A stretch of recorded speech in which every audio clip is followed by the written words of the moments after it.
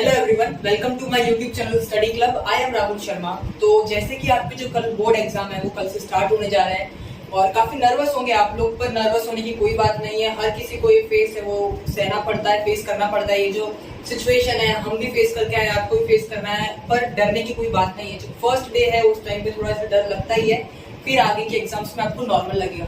तो चलिए आज की वीडियो का जो इम्पोर्टेंट टॉपिक है वो ये है कि किस तरीके से हम लोग बोर्ड एग्जाम्स में पेपर लिखें, ताकि मतलब प्रेजेंटेशन किस तरीके का होना चाहिए आपका बोर्ड पेपर में, जिससे कि आपके जो मार्क्स है काफी हद तक अच्छे और बढ़ सकते हैं और 2-4 मार्क्स इंक्रीज हो सकते हैं। तो चलिए स्टार्ट करते हैं। तो जैसे कि कल आपका है इंग्लिश का पेपर। इंग्लिश जो इंग्लिश मीडियम वाले हैं उनके लिए फर्स्ट लैंग्वेज है, ठीक है। तो इंग्लिश का पेपर किस तरीके से लिखना है वो मैं बताने वाला हूँ आज आपको।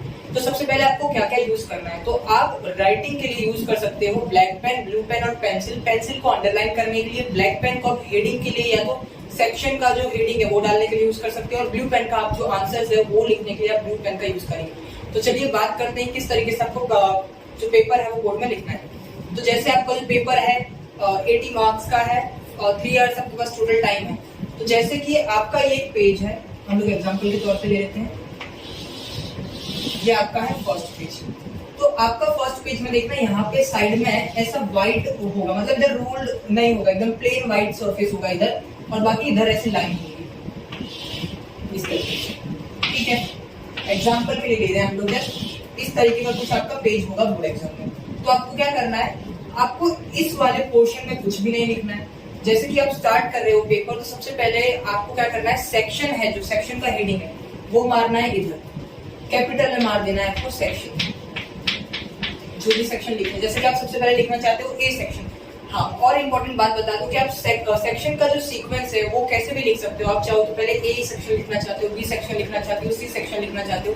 सेक्शन का जो सीक्वेंस है वो आप उल्टा पुल्टा अपने हिसाब से कर सकते हो, पर सेक्शन के अंदर जो क्वेश्चन का नंबर है उसको, उसका जो सीक्वेंस है वो आपको नहीं बिगाड़ना है। तो चलिए फिर से देख लेते हैं। तो आपको ऊपर से एक लाइन छोड़ के यहाँ पे कैपिटल बोल्ड हैंडराइटिंग में सेक्शन जो भी आप लिख रहे हो वो लिख देना है, और इसके ऊपर पेंसिल से ऐसा बॉक्स बना देना है, और ये आपको ब्लैक पेन से लिखना है।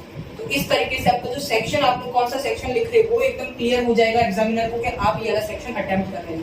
अब उस सेक्शन के अंदर सपोज आप कोई क्वेश्चन अटेम्प्ट कर रहे हो, जैसे कि क्वेश्चन है fill in the blanks, first question जैसे कि एमसीक्यू है, तो यहाँ पे आप ऐसे स्टार मार्क करोगे, इधर लिख दोगे एमसीक्यू, ठीक है।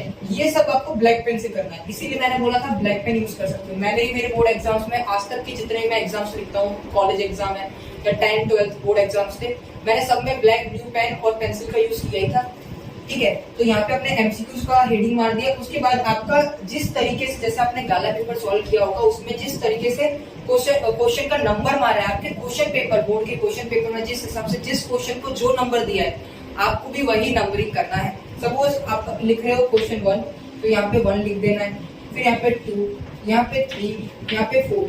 क्वेश्चन लिखने में टाइम वेस्ट नहीं करना है, डायरेक्टली हमको आंसर्स लिखने हैं, ठीक है।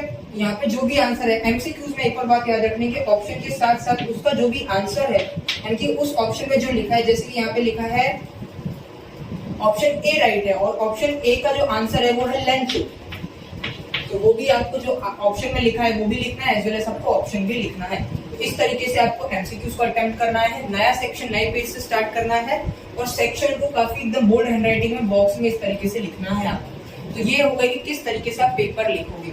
अब नया सेक्शन नए पेज से लिखना है, वो सारी बातें हमने डिस्कस कर ली है। अब जो मेन चीज डिस्कस करने वाली वो, ठीक है। तो अब बात कर लेते हैं आपको क्वेश्चन आंसर्स किस तरीके से अटेम्प्ट करने हैं अपने एग्जाम में।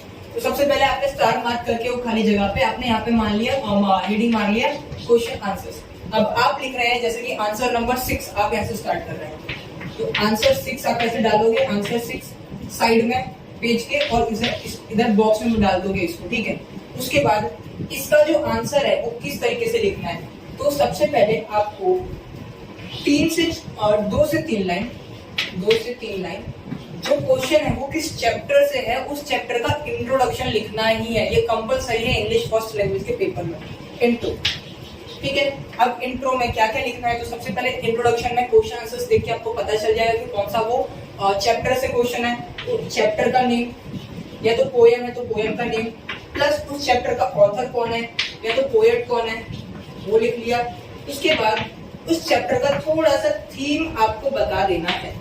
देन जैसे कि कोई फर्स्ट चैप्टर ले लो इंग्लिश का, वो चैप्टर इन्होंने लिखा है, जैसे कि the chapter letter to God written by जो भी ऑथर है वो, और उसके बारे में उनका थीम क्या है, तो थीम है कि एक जो पुअर फार्मर है उसका फॉर्म बिलीव है गॉड के अंदर। तो आपको एक लाइन में, आधी लाइन में, 1.5 लाइन में थीम बता देनी है, चैप्टर का नाम और ऑथर का नाम बता देना है। उसके बाद आपको एक लाइन छोड़ देना है ये लिखने के बाद, और एक लाइन छोड़ने के बाद जो क्वेश्चन का आंसर है वो लिखना स्टार्ट करना है।